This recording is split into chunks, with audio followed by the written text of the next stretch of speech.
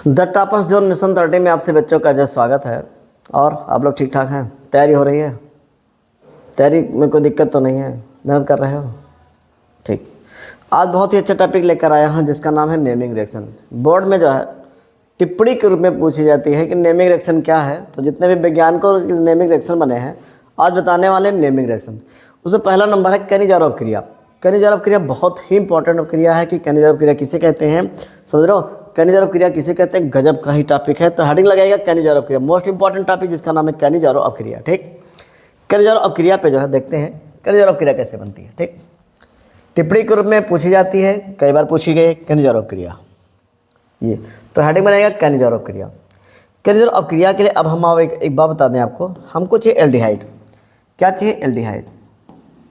ये एल्डिहाइड चाहिए और ऐसा एल्डिहाइड हो जिनमें अल्फा हाइड्रोजन उपस्थित ना हो।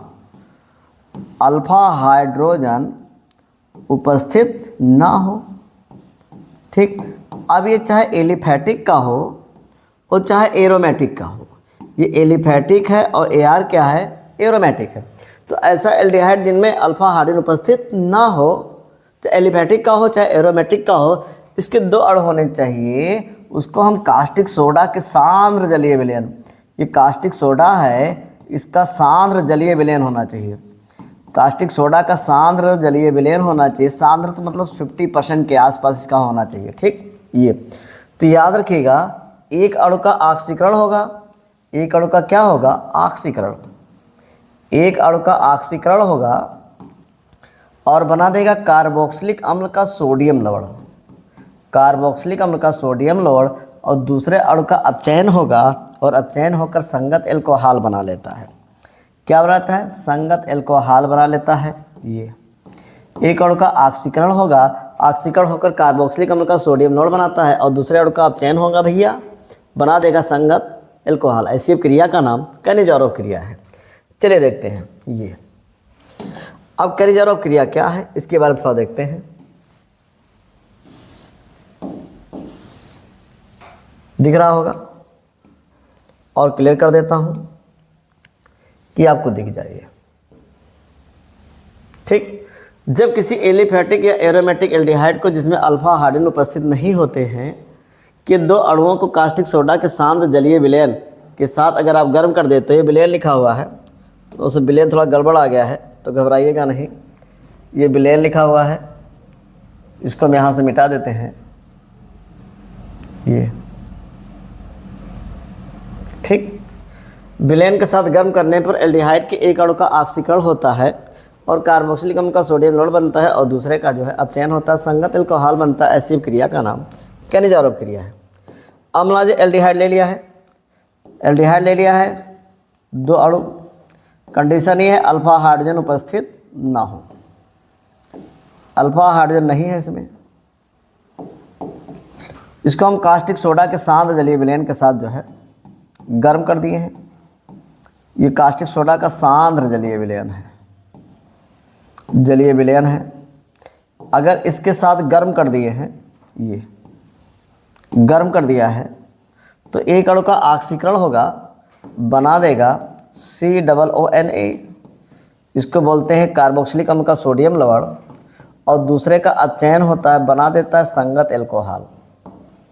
ये एल्कोहल है, इधर वाले का नाम एल्कोहल है और ये कार्बोक्सिलिक अम्ल का सोडियम लवण है। कार्बोक्सिलिक अम्ल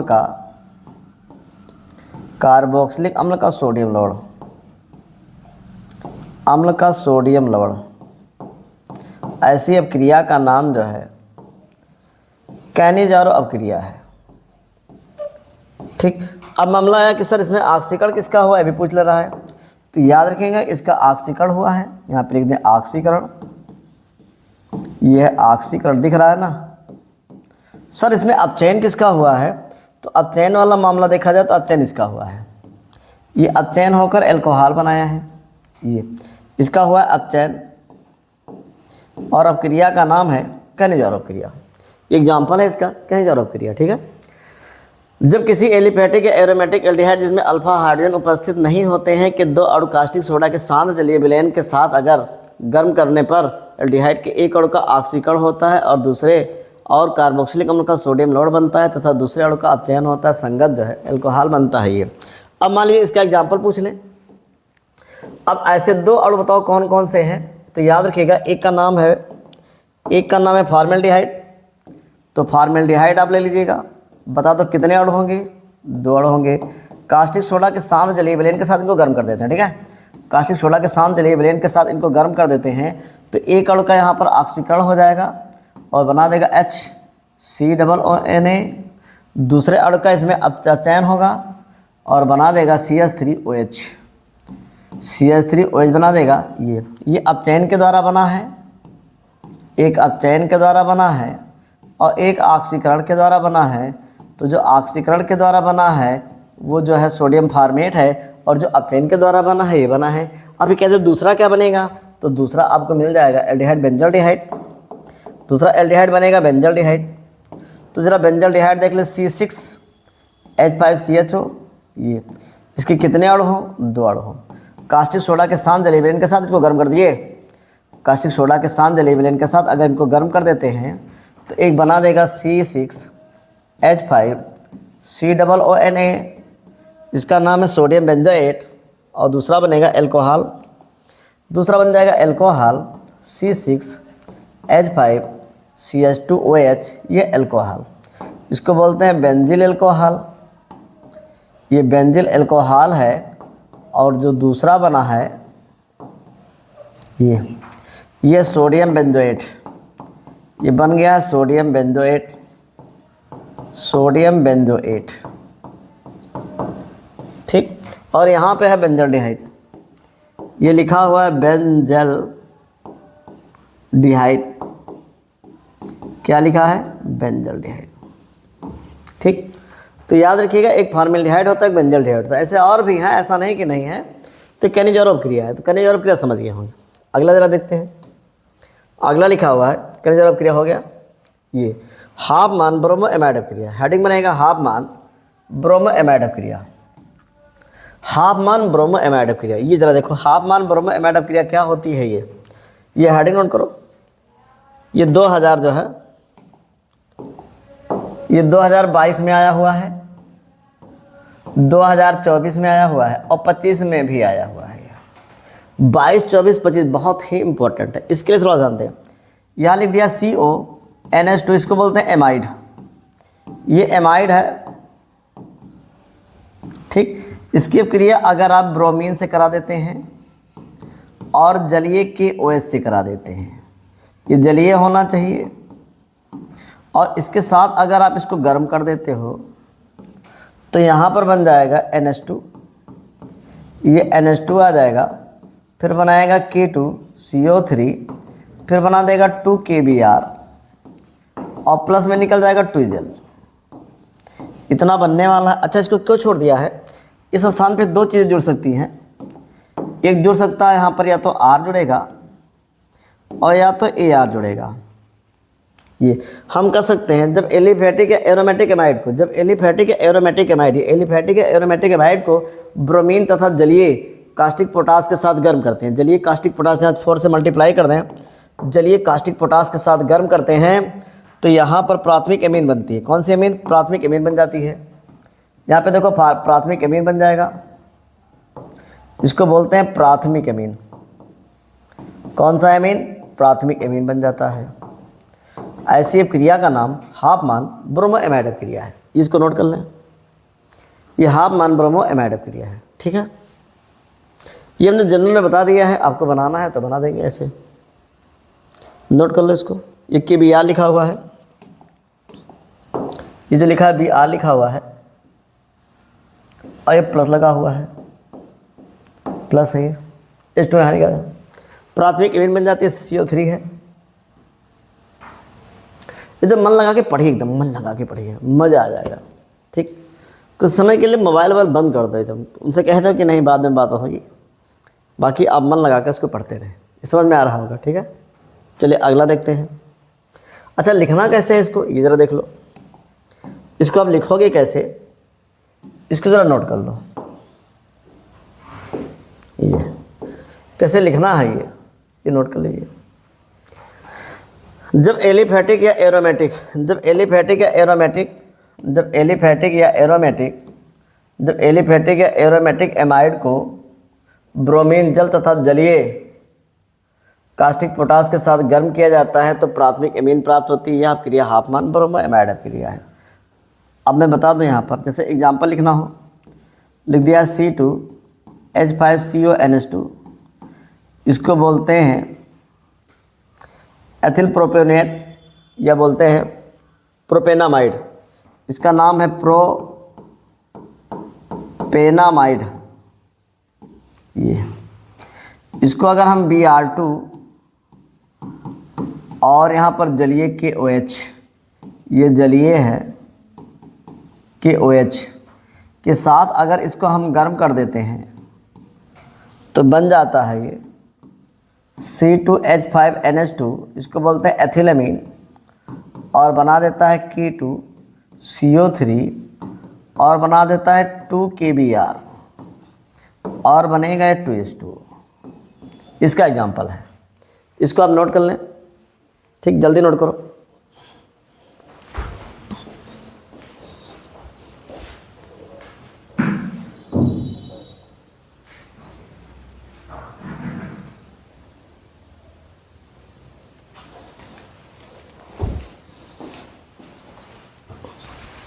हो गया होगा।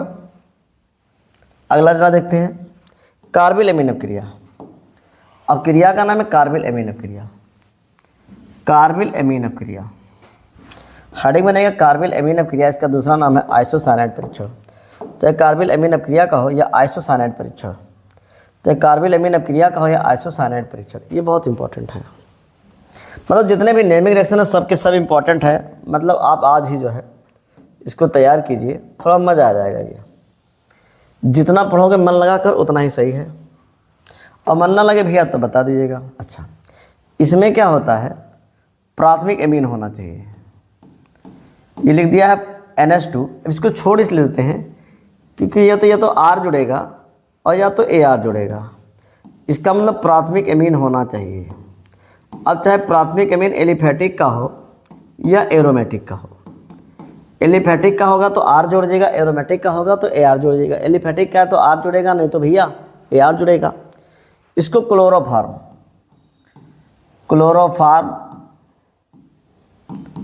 और एल्कोहलिक कास्टिक पोटास होना चाहिए। ये ALC लिख दिया है, इसका मतलब एल्कोहलिक होना चाहिए। और इसके साथ इसको गर्म कर दो। गर्म करोगे तो आइसोसाइनाइड बनेगा। यहाँ पे लिखा NC और 2 लकीर इसमें छोड़ दिया है ऐसे, या तो R लगेगा या तो AR लगेगा। इसका नाम है आइसोसाइनाइड।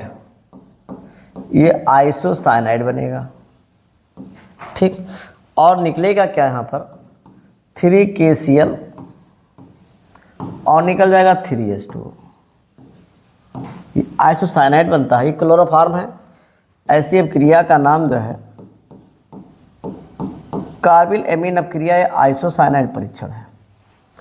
अब आपको अगर बोलना हो या लिखना हो तो इसी कैसे लिखेंगे, जब किसी एलिफैटिक या एरोमेटिक प्राथमिक एमीन को, या तो एलिफैटिक का हो भैया या तो एरोमेटिक का हो, जब किसी एलिफैटिक या एरोमेटिक प्राथमिक एमीन को क्लोरोफार्म तथा alcoholic caustic potash, alcoholic caustic potash 3 से गुणा कर दो, एल्कोहलिक कास्टिक पोटास के साथ गर्म कर देते हैं तो आइसोसाइनाइड बनता है। इससे बहुत दुर्गंध आती है, अगर बैठे हैं तो भाग जाएंगे। ठीक है, इससे बहुत दुर्गंध आती है, ये आइसोसाइनाइड बनता है। ऐसी क्रिया का नाम जो है कार्बिल एमीन या आइसोसाइनाइड परीक्षण है। कार्बिल एमीन या आइसोसाइनाइड परीक्षण है। ठीक है, ये रिएक्शन यही लिखना होगा आपको। रिएक्शन आपको यही लिखना होगा। मान लीजिए कोई एग्जाम्पल चाहते हैं तो भैया आगे मिल जाएगा भैया, लेकिन इसको नोट कर लीजिएगा। ऐसे लिखना होगा, सेम टू सेम लिखना होगा। ठीक, नोट कर लो इसको फटाफट। अब मान लीजिए इसकी भाषा आप लिखना चाहते हो तो इसकी भाषा ये लिखा हुआ है, इसको हमने लिख दिया है कि आपको ज़्यादा बहुत जो है अपने तरफ से लिखने की ज़रूरत ना हो। ये इसकी भाषा, जब किसी एलिफैटिक या एरोमेटिक प्राथमिक एमीन, ये प्राथमिक एमीन को क्लोरोफार्म तथा एल्कोहलिक, ये एल्कोहल है, एल्कोहलिक कास्टिक पोटास के साथ गर्म किया जाता है तो आइसोसाइनाइड बनता है। यह क्रिया कार्बिल एमीन अपक्रिया कहलाती है। अब मान लो एग्जाम्पल, एनिलीन लिख दिया C6H5NH2, इसका नाम है एनिलीन। क्या नाम है? एनिलीन। इसको अगर हम क्लोरोफार्म Cl3 और कास्टिक पोटास के OH, इसके 3 मालिक्यूल ले लें, इसके साथ में अगर मैं इसको गर्म कर देता हूँ भैया, तो आप बताओ NH2 गायब। कौन गायब होगा? NH2 आ जाएगा Cl। तो यहाँ पर आ जाएगा C6H5NC। इसका नाम है फेनिल आइसोसाइनाइड। Phenyl isocyanide. क्या नाम है? Phenyl isocyanide. और बनेगा क्या यहाँ पर? 3KCl बनेगा और बना देगा 3H2। ये अब क्रिया है। इस सब क्रिया को नोट कर लो। तो कार्बिल अमीन या आइसोसाइनाइड परीक्षण कैसे बनता है ये आप समझ गए होंगे। नोट कर लो फटाफट।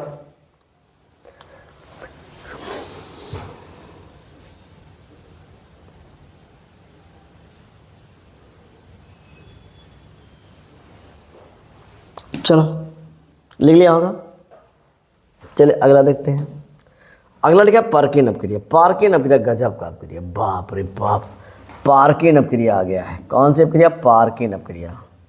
सोचो सोचो सोचो, पार्किन अपक्रिया आ गया है। ये पार्किन अपक्रिया आ गया है। इसके बारे में पहले रख लिया, समझ लो।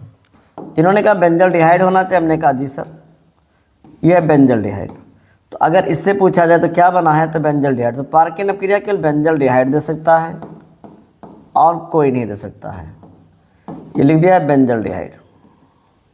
ठीक, बेंजल्डिहाइड हो और किसी ऐसा एलिफेटिक अम्ल हो जिनमें जो है अल्फा हाइड्रोजन उपस्थित हो, उसके सोडियम लवण जैसे यहाँ पर ये है, और इसके एनहाइड्राइड CH3 CO का होल ट्वाइस O इसके साथ गर्म कर देते हैं, तो बन जाता है यहाँ पर C6 सिनेमिक अम्ल बनता है। ये बन जाता है सिनेमिक अम्ल C6H5CH double bond CH COOH और बनता है एस्टिक अम्ल। ये इसको बोलते हैं सिनेमिक अम्ल। ये सिनेमिक अम्ल है। इसका दूसरा नाम है अल्फा कामा बीटा असंतृप्त अम्ल। अल्फा कामा बीटा असंतृप्त अम्ल। ये तो हम कह सकते हैं बेंजल्डिहाइड को, किसको? बेंजल्डिहाइड को किसी एलिफेटिक अम्ल, कौन सा एलिफेटिक अम्ल जिनमें अल्फा हाइड्रोजन उपस्थित हो। अब यह ऐसा एलिफेटिक अम्ल बताओ जिनमें अल्फा हाइड्रोजन उपस्थित हो, तो पता चला सर एस्टिक अम्ल है। अब बताओ एस्टिक अम्ल में 3 अल्फा हाइड्रोजन है। कितने हैं? 3। अब 3 में उसके 3 तो चाहिए ना, अल्फा हाइड्रोजन होना चाहिए।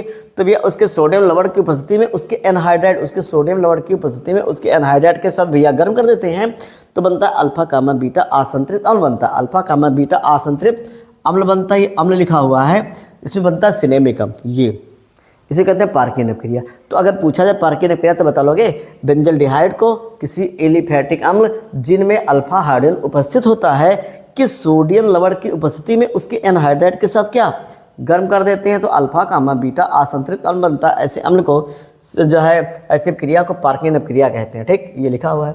भाषा मान लो लिखना हो तो भैया भाषा लिख दिया है। ये भाषा सब लिख दिया है कि कहीं मेरे प्यारे बच्चों को जो है कोई दिक्कत ना हो। ये मान लो एग्जाम्पल है भैया, तो एग्जाम्पल में सबसे बढ़िया एग्जाम्पल मैंने बताया है C6H5CHO बेंजल्डिहाइड, और यहाँ पे लिखा CH3CO का होल ट्वाइस O, और यहाँ पे लिख दिया है CH3 COONA।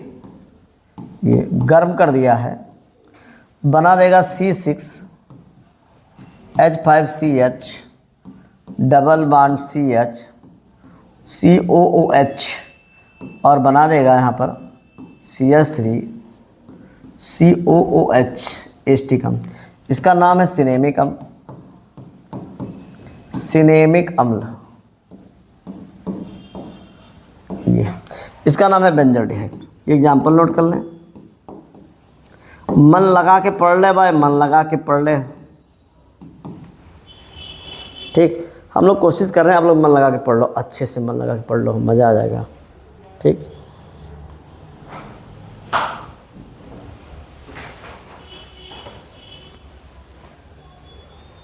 अगला जरा चेक करते हैं। अगला है बेंजाइन संघनन। अब क्रिया का नाम है बेंजाइन संघनन। बाहर जब बादल बहुत ज़बरदस्त है, छा गई है, लग रहा है कि पानी जो है बरस जाएगा। 1 मिनट हम देख लेते हैं कि पानी ज़्यादा तो नहीं बरसेगा।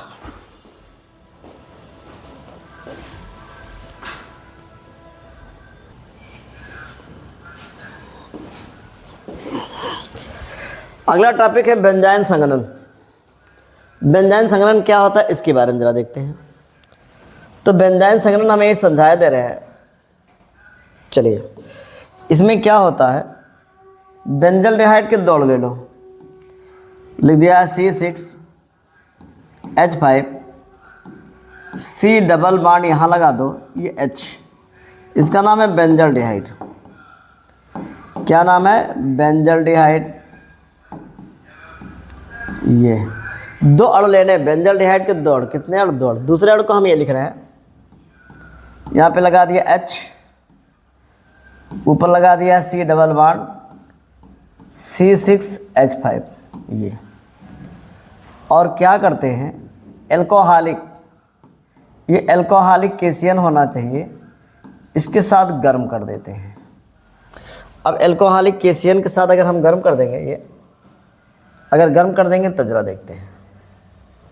ठीक, गर्म कर देते हैं तो होता क्या है, अब आप जरा दिमाग लगाओ, पहले दिमाग लगाइएगा। इस ये यहाँ से हट जाता है, यहाँ लिख लिया है, एक बांड टूट जाएगा, ये एक बांड टूटेगा, 2 सीट खाली हो, कितनी? 2 सीट खाली हो जाएगी, एक O पर एक कार्बन पे, दोनों ऐसे जुड़ जाएंगे तो बनाएगा कैसे? ये बना देगा, ऐसे बनाएगा, ये C6H5 ऊपर आया है ऐसे, यहाँ ऐसे, यहाँ पर आ जाएगा OH, ये लगा H, और ये इससे जुड़ जाएगा तो ऐसे बना देगा। इसको बोलते हैं बेंजाइन, इसका नाम है बेंजॉइन, और इसका नाम है बेंजॉइन। इसको अगर लपेटना हो तो C6H5 लिख दिया है, इसको लिखेंगे CH और ब्रैकेट में OH, और आ जाएगा CO C6H5। ये ऐसी अब क्रिया का नाम जो है बेंजाइन संघनन है।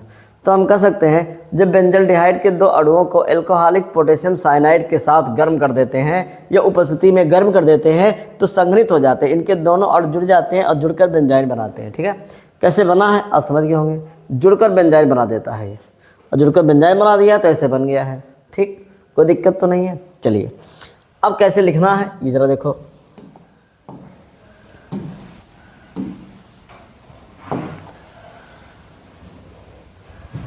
एक बार यहाँ और बना दे रहे हैं, जैसे मान लो वहाँ कम समझ में आया हो तो यहाँ नोट कर लीजिएगा। कितने अणु लेने हैं? 2। C6H5C डबल बॉन्ड O, यहाँ पर H लिख दिया है। दूसरे वाले को हम ऐसे लिखेंगे, ये बनाएगा C6H5, एक बार टूट जाएगा, ये जुड़ जाएगा, और यहाँ पर एल्कोहलिक केशियन होना चाहिए, ये बना देगा C6H5, ऊपर आ जाएगा OH, यहाँ पर ये चीज़ जुड़ जाएगा, डबल बॉन्ड C6H5। यही बेंजाइन है, इसका नाम है बेंजाइन, बेंजाइन संघनन। इसका नाम है बेंजल्डिहाइड, बेंजल्डिहाइड। तो भैया बेंजल्डिहाइड के कितने अणु होने चाहिए? 2 अणु होने चाहिए। बेंजल्डिहाइड, ये बेंजल्डिहाइड लिखा हुआ है, बेंजल्डिहाइड, ये बेंजल्डिहाइड लिखा हुआ है, थोड़ा सा मिसप्रिंट है, ये बेंजल्डिहाइड। बेंजल्डिहाइड के दोनों अणुओं को एल्कोहलिक पोटेशियम साइनाइड की उपस्थिति में गर्म करने पर दोनों और संघनित, ये संघनित है, थोड़ा गड़बड़ है, संघनित होकर बेंजाइन बनाते हैं। ऐसी क्रिया का नाम जो है बेंजाइन संघनन है। ठीक है, पेंजाइन संघनन बढ़ गया है। चलिए अगला सिमेट अपक्रिया है। सिमेट क्या रह गया बेचारा ये, चलो देखते हैं सिमेट अपक्रिया।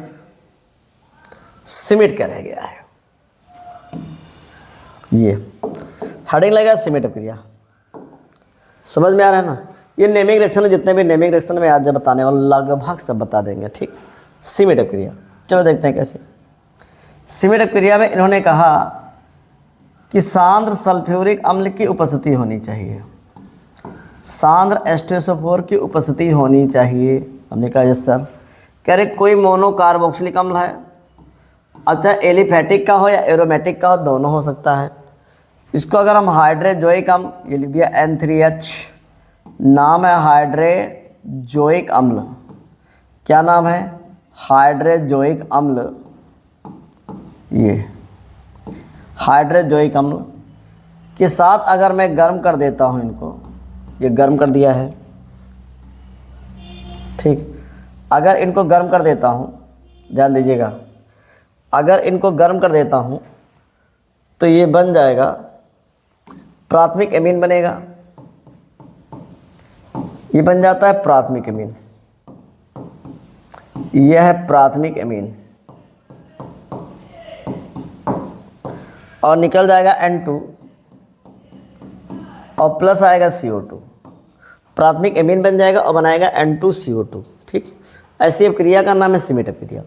जब किसी मोनोकार्बोक्सिलिक अम्ल, चाहे एलिफैटिक का हो चाहे एरोमेटिक का हो, सांद्र सल्फ्यूरिक अम्ल की उपस्थिति में हाइड्रोजोइक अम्ल के साथ अगर गर्म कर देते हैं तो बन जाता है प्राथमिक एमीन। ऐसी अपक्रिया का नाम सिमेट अपक्रिया है। ठीक, चलिए भाषा देखते हैं। नोट करते रहो, फटाफट नोट करते रहो भाई इसको, भाषा में सब क्लियर होगा। यहाँ लिख देते हैं, लिख दिया RCOOH। इसकी अपक्रिया हाइड्रोजोइक अम्ल के साथ करा देना है सांद्र H2SO4 की उपस्थिति में इसको गर्म कर देते हैं तो बना देगा ये RNH2, बोलते हैं प्राथमिक एमीन। ये प्राथमिक एमीन है, ये प्राथमिक एमीन बन जाती है और N2 प्लस CO2 भर भरा कर निकल जाता है। इसका नाम है हाइड्रोजोइक अम्ल। यह हाइड्रोजोइक अम्ल है, हाइड्रोजोइक अम्ल। ये बन जाएगा, ऐसे बन जाएगा। ठीक, क्लियर है, कोई दिक्कत? ये कार्बोक्सिलिक अम्ल है, ये कार्बोक्सिलिक अम्ल है।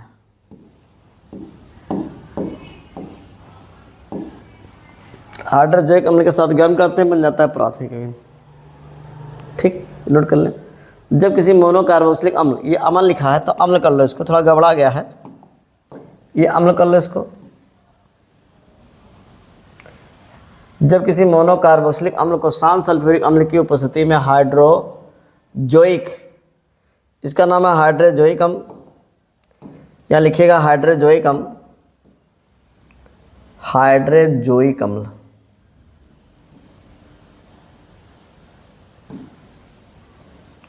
यह हाइड्रोजोइक अम्ल है।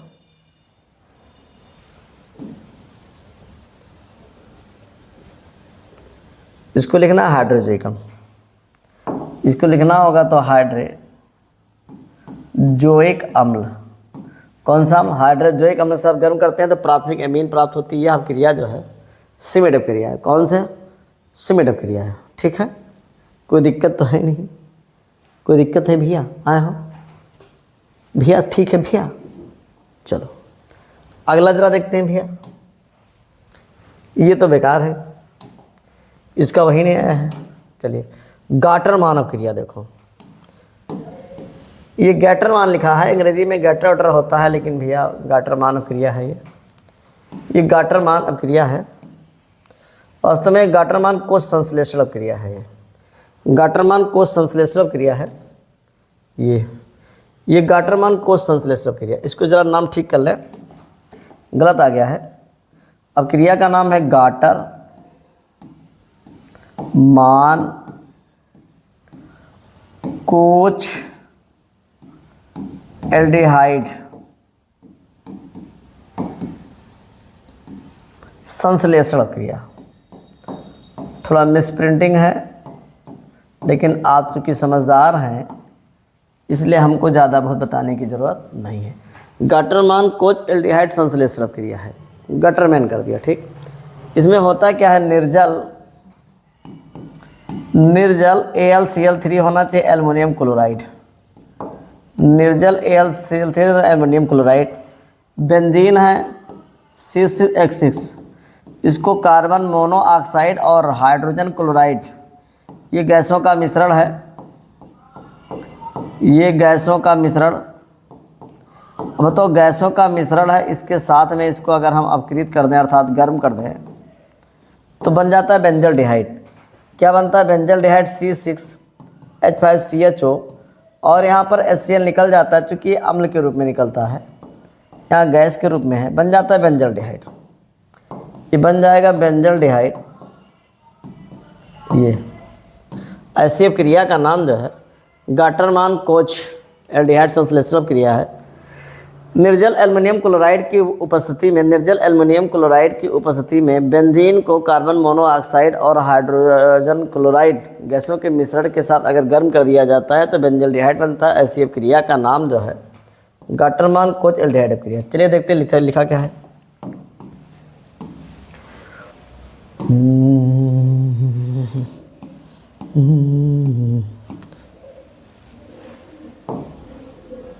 पढ़ाई विशेष बल दीजिएगा पढ़ाई पर। अब देखिए लिखा क्या है। निर्जल एल्युमिनियम क्लोराइड उत्प्रेरक की उपस्थिति में बेंजीन को कार्बन मोनोऑक्साइड और हाइड्रोजन क्लोराइड गैस के मिश्रण के साथ गर्म करने पर, या गर्म छूट गया है, के साथ गर्म करने पर, या लिखिएगा गर्म करने पर, ठीक, गर्म करने पर बेंजल्डिहाइड, ये बेंजल्डिहाइड बनता है, गर्म करने पर बेंजल्डिहाइड बन जाता है।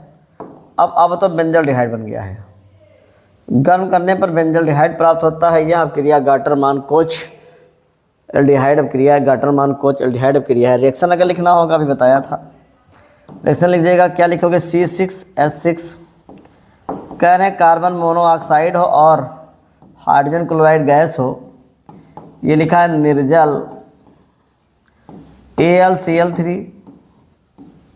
ये इसमें गर्म कर देते हैं, बन जाएगा C6H5CHO और निकल आएगा HCl। इसका नाम है बेंजल्डिहाइड। इसका जो नाम है बेंजल्डिहाइड है, बेंजीन है। अगर पूछ लिया जाए कैसे प्राप्त करोगे बेंजीन से बेंजल्डिहाइड, तो भी बन जाएगा। बेंजीन से गैसों का मिश्रण है, ये गैसों का मिश्रण, ठीक, इसको नोट कर लीजिएगा। चलिए अगला, क्लीमेंसन अपचयन। अगली हेडिंग है क्लीमेंसन अपचयन। इस पे थोड़ा सा छूट गया है, ये क्लीमेंसन अपचयन, हेडिंग का नाम है क्लीमेंसन अपचयन।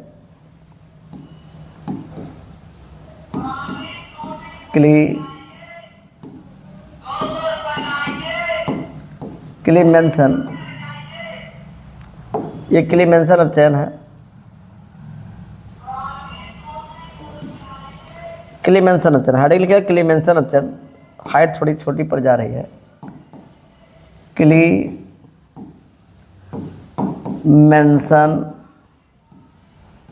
अपचयन, हेडिंग का नाम है क्लीमेंसन अपचयन। क्लीमेंसन अपचयन क्या होता है इसके बारे में जरा देखते हैं। इनको हटाओ तो बेकार में छप गए हैं। इनका कहना यह था, कार्बोनिल समूह वाले यौगिक हों, जैसे मान लेते हैं ये है, ये कार्बोनिल समूह वाले यौगिक हैं, जैसे मान लेते हैं ये है। कार्बोनिल समूह वाले यौगिकों का अपचयन करा दो। ये अपचयन किससे कराना है, कह रहे हैं जिंक अमलगम और सांद्र HCl हो, जिंक अमलगम हो और सांद्र HCl हो, इससे अपचयन कराना है। तो कह रहे संगत एल्केन बन जाएगा, CH2 में कन्वर्ट हो जाता है ये, तो बना देता है CrCH3, इसको बोलते हैं एल्केन। एल्केन बना देता है H2O। अब इसमें होता क्या है, अब आप समझो, अगर कहीं ये समूह है, अगर कहीं कार्बोनिल समूह है, अगर कहीं कार्बोनिल समूह है, इसका अगर आपने अपचयन करा दिया क्लीमेंसन अपचयन, मतलब Zn Hg और सांद्र HCl से अगर आपने अपचयन करा दिया है तो ये ग्रुप गायब, CO गायब हो जाएगा, उसके स्थान पे आएगा CH2, उसके स्थान पे आएगा CH2, ये इसको बोलते हैं मेथिलीन। इस पर आ जाता है मेथिलीन समूह और मेथिलीन समूह आकर एल्केन बना देता है। कौन गायब? कार्बोनिल समूह सर जी गायब हो जाता है और मेथिलीन समूह भैया आ जाता है। कार्बोनिल गायब, मेथिलीन समूह आ जाता है, इसी अपचयन को जो है क्लीमेंसन अपचयन कहते हैं। चलो देखो तो कैसे, ये लिख दिया है।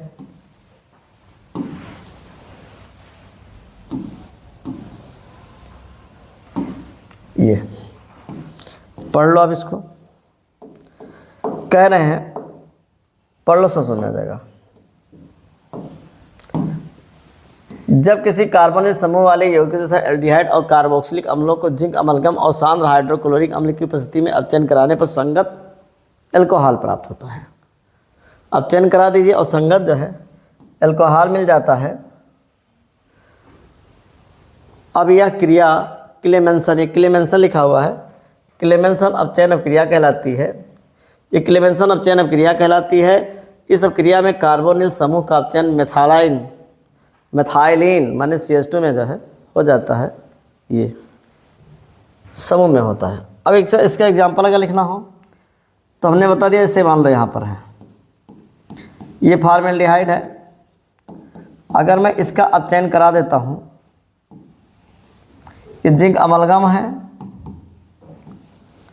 और सांद्र HCl है, तो ये गायब, कितना पार्ट गायब होगा आप जानते होंगे, ये गायब हो जाएगा, इसके स्थान पे CH2 आ जाएगा।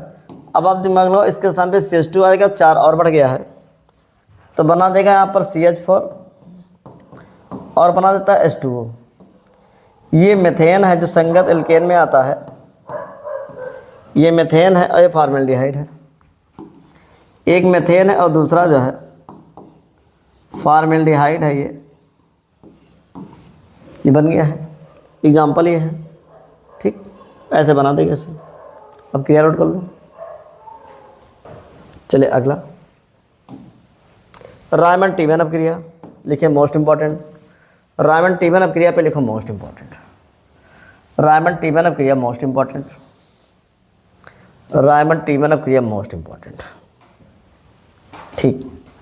रायमंड टीमैन अपक्रिया मोस्ट इंपॉर्टेंट क्यों इंपॉर्टेंट है? अब जरा देखो, ये जो है बेंजीन बना दिया है, ये थोड़ा टेढ़ा हो गया है, लेकिन घबराना नहीं, बेंजीन ही है, ठीक कर दें अगर इजाज़त हो तो।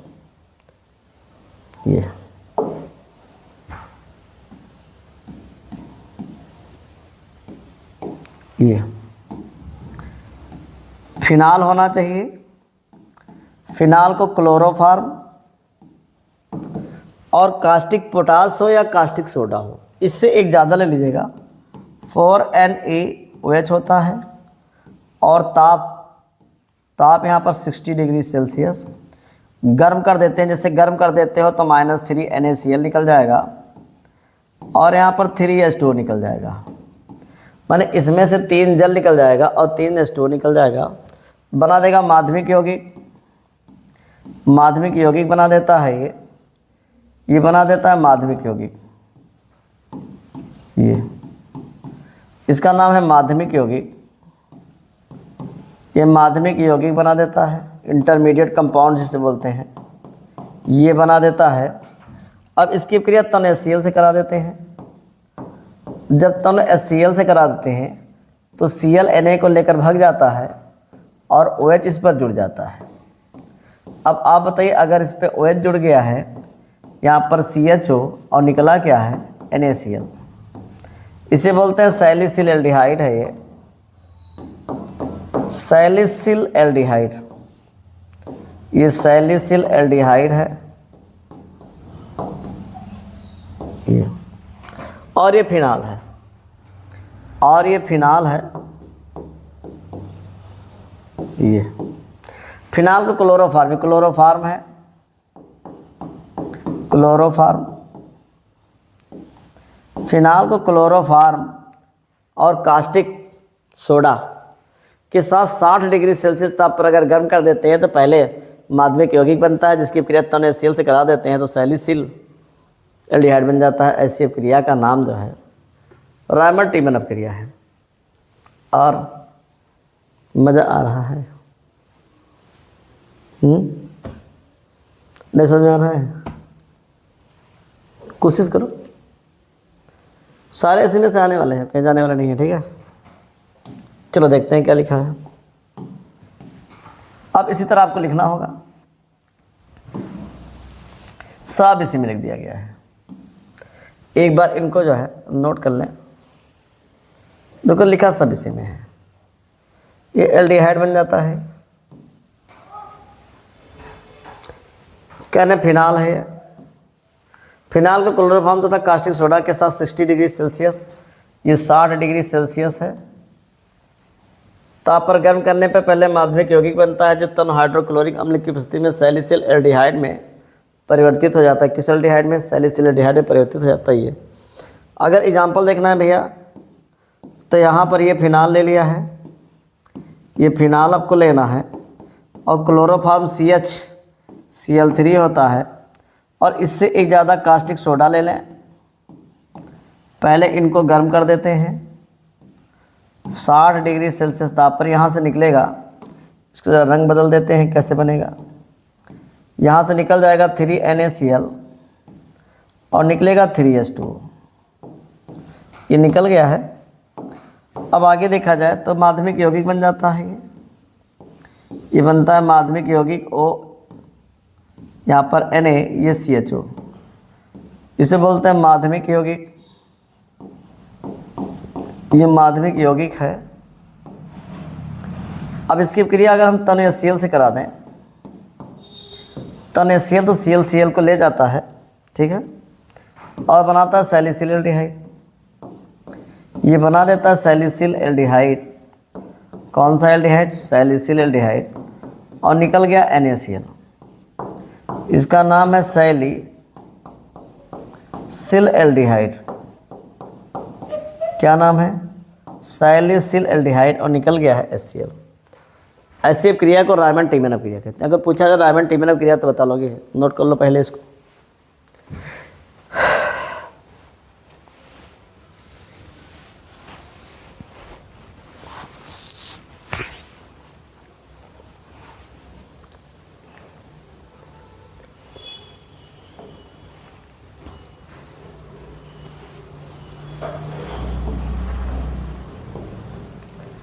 चलिए अगला है डाईएजेटीकरण क्रिया। डाईएजेटीकरण क्रिया क्या होती है? ये टिप्पणी के रूप में पूछी जाती है। कह रहे हैं सोडियम नाइट्राइड और HCl होना चाहिए, ताप 0 से 5 डिग्री से हिमशीतित हो जाए। मतलब इसको हिमशीत में रख दिया जाए, ऐसे ताप 0 से इतना हो जाए। अगर यहाँ पर कोई जो है डाईएजोनियम लवण ले जा रहा है, जैसे मान लो ये डाईएजोनियम लवण है, ये डाईएजोनियम लवण है, इनको अगर आप इससे गर्म कर देते हैं तो इनके कहने का मतलब ये है कि जो डाईएजोनियम ये है, डाईएजो समूह है, ये कन्वर्ट हो जाएगा किस में? NH2 में।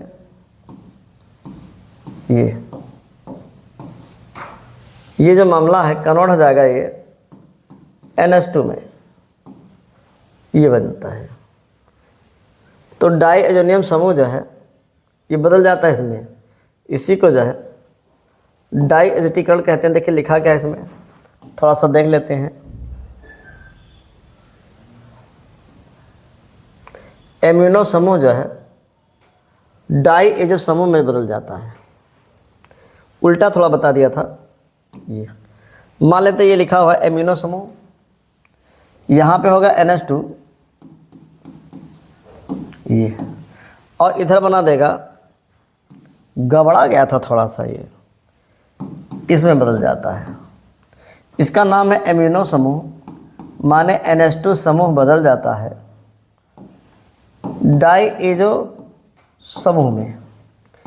इसे ही कहते हैं डाई एजोटीकरण अपक्रिया। डाई एजोटीकरण अपक्रिया, एमिनो समूह बदल जाता है जो है डाई एजो समूह में, डाई एजो समूह में एजोटीकरण अपक्रिया कहते हैं। देखते हैं क्या लिखा है। ये बना हुआ है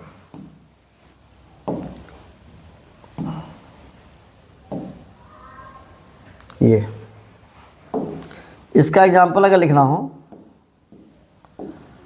तो यहाँ पर NH2 अगर इसकी अब क्रिया करा दें HCl से यहाँ पर, और Na2 यहाँ पर बैठा हुआ है,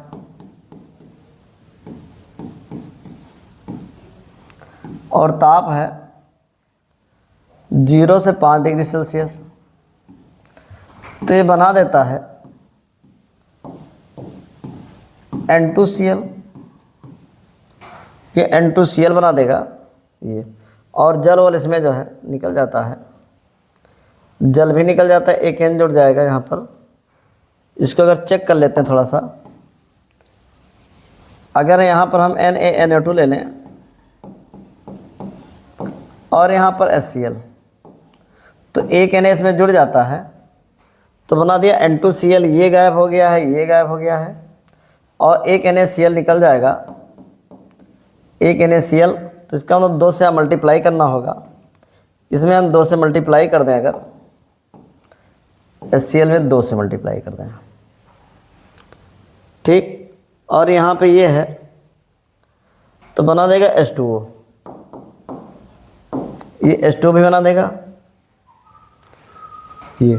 अब चूंकि यहाँ 4 है तो 2 H2O बनेगा, ये यहाँ 2 से मल्टीप्लाई कर देगा, ये बन जाएगा 2 H2O बन जाएगा, काम खत्म हो जाएगा। ये ऐसे बनेगा ये, ठीक।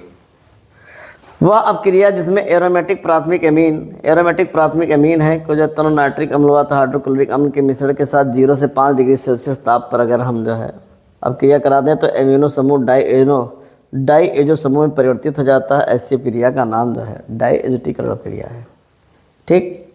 ये नाम है इटार्ड अपक्रिया। ये बहुत ही इंपॉर्टेंट है, 2023 में आया है, 2025 में आया है। ये 2023 और 2025 में आया है, जिसका नाम है इटार्ड अपक्रिया। 2023 में आया हुआ है और 2025 में आया हुआ है, नाम है इटार्ड अपक्रिया। इंपॉर्टेंट है, बहुत इंपॉर्टेंट है। अब इटार्ड अपक्रिया है क्या, देखिए। कैरेट टालुइन हो C6H5CH3, इसका नाम होता है टालुइन। क्या नाम होता है? टालुइन। अगर पूछा जाए क्या नाम है तो बताओगे टालुइन है, ठीक है। इसका अगर हम ऑक्सीकरण करा दें, आंशिक ऑक्सीकरण करा दें, ऑक्सीकरण कराओ लेकिन आंशिक ऑक्सीकरण कराओ, क्रोमिल क्लोराइड ये होना चाहिए और कार्बन डाइसल्फाइड की उपस्थिति में जल की थोड़ी सी मात्रा होनी चाहिए। इसका अगर आंशिक ऑक्सीकरण करा देते हैं तो बन जाता है बेंजल्डिहाइड। क्या बनता है? बेंजल्डिहाइड बन जाता है और निकल जाता है यहाँ पर H2O। बेंजल्डिहाइड बनेगा और निकलेगा H2O, या 2 से मल्टीप्लाई कर देंगे, इसका नाम है बेंजल्डिहाइड। ये बेंजल्डिहाइड बन जाता है और बन जाता है H2O, और ऐसी क्रिया का नाम है इटार्ड क्रिया। तो अगर पूछा जाए इटार्ड क्रिया क्या है तो आप बता लोगे, ठीक। क्या बताओगे? कार्बन डाइसल्फाइड की उपस्थिति में टालुइन का क्रोमिल क्लोराइड द्वारा आंशिक ऑक्सीकरण कराने पर बेंजल्डिहाइड बनता है। ऐसी क्रिया का नाम इटार्ड क्रिया है। चलिए देखते हैं क्या लिखा हुआ है इस पे जरा।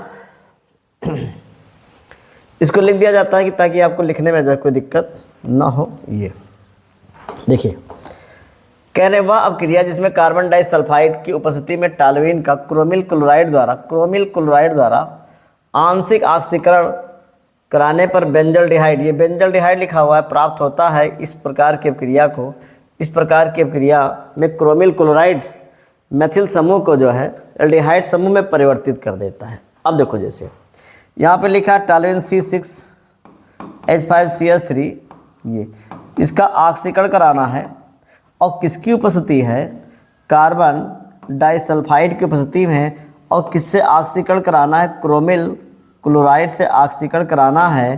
थोड़ा सा जल होता है इसमें। ये एक बात याद रखना, ये पूरा चेंज हो जाएगा, CH3 बना देगा CHO में। अगर CHO में बना देगा तो बना देगा C6H5CHO और निकल जाएगा H2O। इसका नाम है बेंजल्डिहाइड, इसका नाम है बेंजल्डिहाइड। क्या नाम है, बेंजल्डिहाइड। तो एक बात याद रखिएगा, बेंजल्डिहाइड में बदल जाता है ये टॉल्यूएन। अब क्रिया का नाम है इटार्डो क्रिया।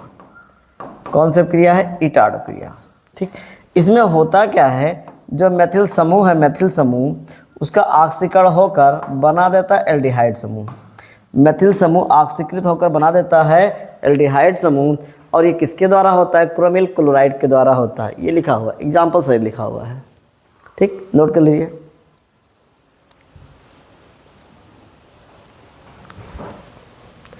अगला है रोजनमुंड अपचयन क्रिया। ये भी इंपॉर्टेंट है, एल्डिहाइड बनाने के जो है प्रक्रियाओं में आता है ये रोजनमुंड अपचयन क्रिया। मुंड एक प्रकार की जो है जात है, और रोजन उनका नाम था, इसलिए क्रिया का नाम है रोजनमुंड अपचयन क्रिया।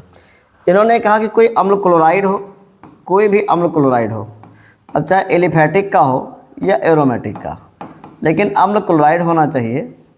इसका हाइड्रोजन गैस द्वारा अपचयन कराना है। अच्छा, अब अपचयन कैसे कराना है, ये प्लेडियम उत्प्रेरक हो और किस पर आधारित हो, बेरियम सल्फेट पर। बेरियम सल्फेट पर आधारित प्लेडियम उत्प्रेरक हो और उबलती हुई जाइलिन हो, उबलती हुई जाइलिन हो, इसके द्वारा अगर अपचयन करा देता हूँ तो बन जाता है यहाँ पर एल्डिहाइड। क्या बनता है, एल्डिहाइड बनता है। ऐसी अपक्रिया का नाम जो है रोजनमुंड अपचयन अपक्रिया है। ठीक, यहाँ पर अम्ल क्लोराइड हो, बेरियम सल्फेट पर आधारित प्लेडियम उत्प्रेरक हो, उबलती हुई जाइलिन की उपस्थिति में अगर हाइड्रोजन द्वारा अपचयन करा देते हैं तो याद रखिएगा एल्डिहाइड बन जाता है। ऐसी क्रिया का नाम रोजनमुंड अपचयन क्रिया है। चलो देखते हैं कैसे क्या लिखा हुआ है। ये लिख दिया गया है, नोट कर लो, पर फटाफट नोट करते रहो भाई, टाइम बहुत कम है। किसी अम्ल क्लोराइड का बेरियम सल्फेट पर आधारित प्लेडियम उत्प्रेरक की उपस्थिति में उबलती हुई, ये उबलती हुई है, ये उबलती हुई जाइलिन है, या उबलती हुई कर दीजिएगा, उबलती हुई जाइलिन में हाइड्रोजन गैस द्वारा अपचयन कराने पर एल्डिहाइड प्राप्त होता है। यह अपक्रिया रोजनमुंड अपचयन अपक्रिया है। नोट कर लो। एग्जाम्पल में देख लें, यहाँ पर लिख दिया है RCOCl, RCOCl, ये लिख दिया RCOCl। RCOCl ये अम्ल क्लोराइड है, अम्ल क्लोराइड। ठीक, हाइड्रोजन द्वारा अपचयन कराना है, हाइड्रोजन गैस द्वारा इनका अपचयन कराना है। करें प्लेडियम उत्प्रेरक हो, बेरियम सल्फेट पर आधारित उबलती हुई जाइलिन, उबलती हुई जाइलिन हो,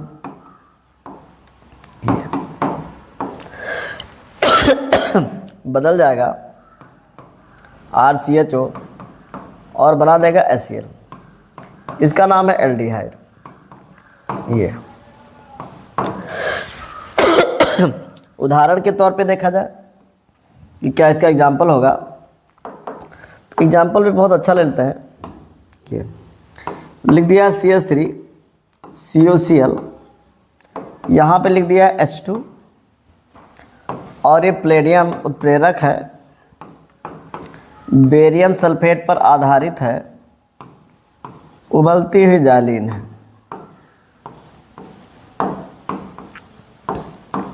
उबलती हुई जाइलिन है। ये बना देगा यहाँ पर CH3CHO और निकल जाएगा HCl। इसका एग्जाम्पल है, देख लो।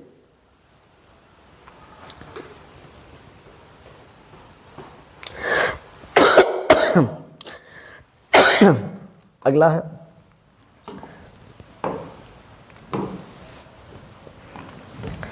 क्लेजन संघनन अपक्रिया। क्लेजन संघनन अपक्रिया है ये। इसके बाद वाला देख लेते हैं उट्स अपक्रिया। पहले उट्स अपक्रिया देखते हैं, फिर क्लेजन संघनन अपक्रिया देख लेते हैं। ये उट्स अपक्रिया। इन्होंने बताया कि एल्किल हाइलाइड, जो एल्किल हाइलाइड है, एल्किल हाइलाइड RH, इसके 2 अणु होने चाहिए और 2 अणु सोडियम धात के होने चाहिए। शुष्क ईथर होना चाहिए। शुष्क ईथर मतलब एकदम सूखा हो।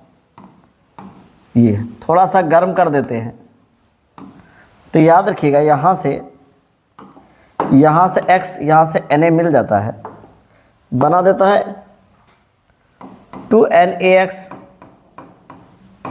और यहाँ पे बनाता है R, सिंगल बॉन्ड R, इसी को बोलते हैं एल्केन, बना देता है एल्केन। इसका नाम है एल्किल हाइलाइड, नाम है एल्किल हाइलाइड। एल्किल हाइलाइड, तो एल्किल हाइलाइड के कितने अणु हों?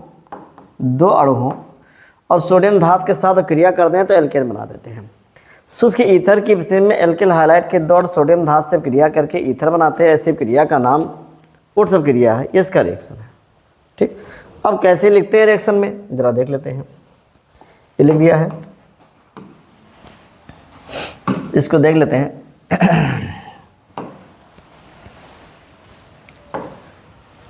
शुष्क ईथर की स्थिति में एल्किल हाइलाइड के 2 अणु सोडियम धात से क्रिया करके एल्केन बनाते हैं। ऐसी क्रिया का नाम जो है उट्स अपक्रिया है।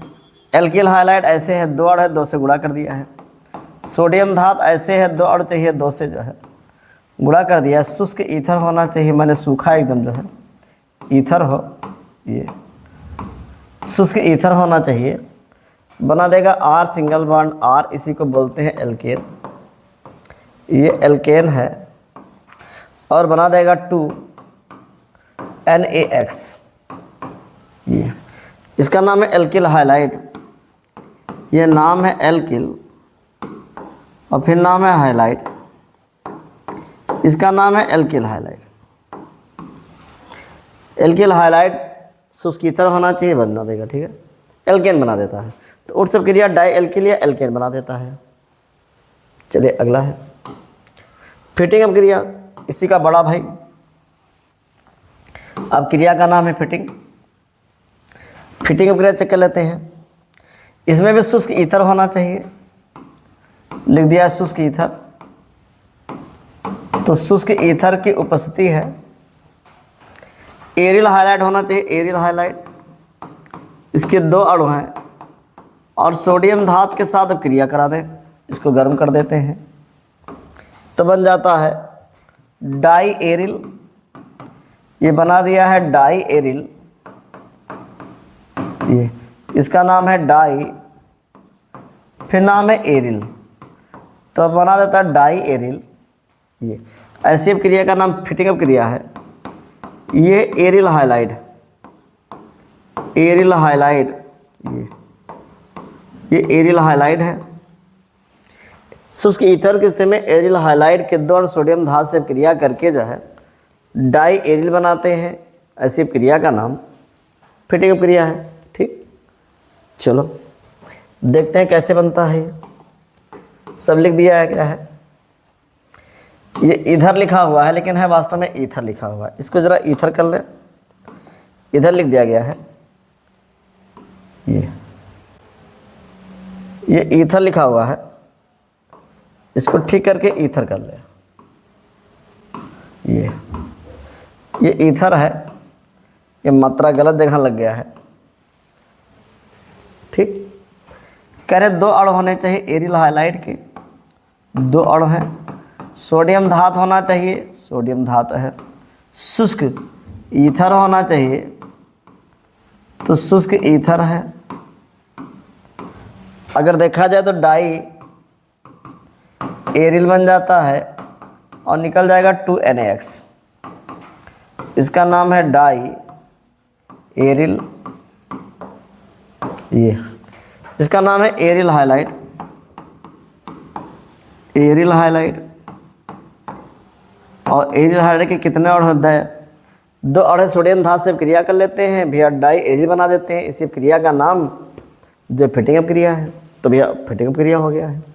ठीक, अगला जरा देखते हैं उट्स फिटिंग अप क्रिया। अब सोचो, आधा उट्स का आ जाए इसमें, आधा फिटिंग का आ जाए, आधा उट्स का आ जाए, आधा फिटिंग का आ जाए, आधा उट्स का हो आधा फिटिंग का हो, तो भैया आधा फिटिंग का ले लो तो यहाँ पर ArX और यहाँ पर सोडियम धातु है Na और यहाँ पे लिख दिया RX। इसका नाम है एरिल हाइलाइड, नाम है एरिल हाइलाइड। इधर का नाम है एल्किल हाइलाइड, एक का नाम एरिल हाइलाइड, एक का नाम एल्किल हाइलाइड। कौन सी धातु है? सोडियम धातु है। शुष्क ईथर होना चाहिए, लिख दिया है शुष्क ईथर। ये अब क्रिया करेगा, अब कैसे अब क्रिया करेगा? यहाँ से ये और यहाँ से ये निकल जाएगा ये, ठीक, और बना देगा यहाँ पर ARR और निकल जाएगा 2NaX। इसका नाम है एल्किल एरिल, बना देता है एल्किल एरिल। ऐसी अपक्रिया का नाम है उट्स फिटिंग अपक्रिया। तो हम कह सकते हैं एक और एरिल हाइलाइड और एक और एल्किल हाइलाइड हो और शुष्क ईथर की स्थिति में सोडियम धातु के साथ इसको क्या करें? गर्म कर दे, और गर्म कर देते हैं तो भैया एल्किल एरिल बन जाता है। ऐसी अपक्रिया का नाम जो है उट्स फिटिंग अपक्रिया है। तो समझ में आ रहा है? चलिए, लिखना कैसे है इनको, इसको देख लेते हैं।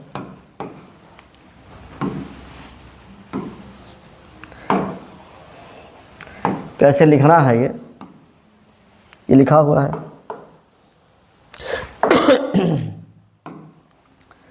कह रहे ArX हो, सोडियम धातु हो और RX हो, शुष्क ईथर हो, लिख दिया है शुष्क, फिर लिखा है ईथर। एक का नाम है एरिल हाइलाइड, यह है एरिल हाइलाइड, और एक का नाम है एल्किल हाइलाइड, इसका नाम है एल्किल हाइलाइड। एक का नाम एरिल हाइलाइड और एक का नाम एल्किल हाइलाइड है। गर्म कर देते हैं तो बना देगा यहाँ पर ARR और निकल जाएगा 2NaX। इसका नाम है एल्किल, फिर नाम है एरिल, ये बना देगा एल्किल एरिल। और अब क्रिया का नाम है जो है उट्स फिटिंग अप क्रिया। अब जरा देखते हैं ये इधर जो लिखा हुआ है इसको थोड़ा ठीक कर लेते हैं। ये वास्तव में कर दो ईथर, इसको कर देते हैं ईथर। ये इस सब क्रिया को आप नोट कर लें। ये एरिल है, एरियल नहीं है, थोड़ा यहाँ पर भी गड़बड़ी है। ये एरिल है, एरियल लिख दिया गया है, एरियल बना देता है। ये एरियल जो है बन जाता है, ये लिखा हो। अब क्रिया का नाम है उट्स फिटिंग अप क्रिया। ठीक, अगला जरा देखते हैं स्वार्ट्स अप क्रिया। स्वार्ट्स अप क्रिया लिखा हुआ है। स्वार्ट्स अप क्रिया, स्वार्ट्स अप क्रिया में कह रहे हैं एल्किल क्लोराइड हो या एल्किल ब्रोमाइड हो, चाहे RCl हो या RBr हो, इसकी अपक्रिया किसी धात्विक, यहाँ पर धात्विक फ्लोराइड होना चाहिए, धात्विक फ्लोराइड होना चाहिए। ठीक, उसके साथ में अगर गर्म कर देते हैं इसको तो बन जाता है RF। RF मतलब एल्किल फ्लोराइड बन जाता है। और एल्किल फ्लोराइड जो बन गया है, एल्किल फ्लोराइड, इसी अपक्रिया का नाम जो है स्वार्ट्स अपक्रिया है। चलो देखते हैं कैसे। ये लिख दिया है, इसी को आप नोट कर लें।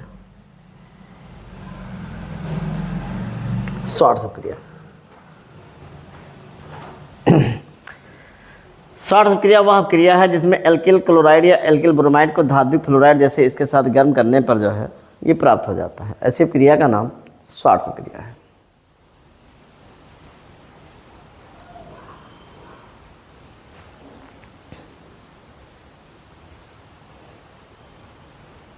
ठीक है,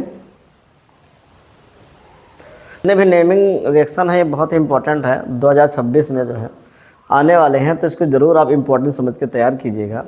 अगर ये वीडियो आपको जो है समझ में आ गई हो या पसंद आया हो तो एक बार लाइक और सब्सक्राइब जरूर कीजिएगा। जब आप लाइक और सब्सक्राइब करते हैं तो हम लोग का मनोबल एकदम कचकचा कर जो है भर जाता है और कोशिश करते हैं कि जो है अच्छे अच्छे वीडियो आपको प्रोवाइड करें। और आई होप कि इसके बाद आने वाला जो वीडियो हो जाएगा रासायनिक बलगतकी का आने वाला है, बहुत टॉप क्लास का आने वाला है, लेसन नंबर 3 जिसका नाम है रासायनिक बलगतकी। तो मिस मत कीजिएगा। अगर वीडियो आपको अच्छी लगी हो तो एक बार लाइक और सब्सक्राइब जरूर कीजिएगा। नमस्ते।